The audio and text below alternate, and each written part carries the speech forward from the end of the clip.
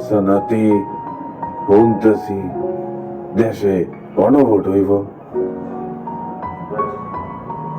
আসলে এই গণভোটে কি থাকবে?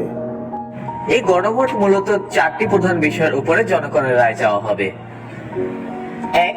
তত্ত্বাবধায়ক সরকার ও নির্বাচন কমিশন। নির্বাচনকালীন নিরপেক্ষ সরকার এবং নির্বাচন কমিশন গঠনে স্থায়ী ও স্বচ্ছ আইন কাঠামো তৈরি করা।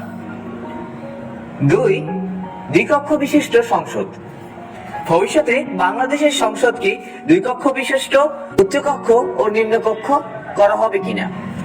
3. প্রধানমন্ত্রীর মেয়াদ সীমা।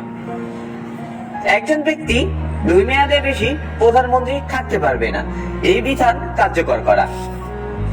4. ক্ষমতার ভারসাম্য। রাষ্ট্রপতির ক্ষমতা বৃদ্ধি, বিচার বিভাগের পূর্ণ স্বাধীনতা এবং সংসদে নারীদের প্রতিনিধিত্বের বৃদ্ধির মতন জুলাই সনদ 2025-এর 30টি সংস্কার প্রস্তাব বাস্তবায়ন। তো এই বিষয়ে উপরে হা অথবা না এর মধ্যে নিজের মত দিতে হইব।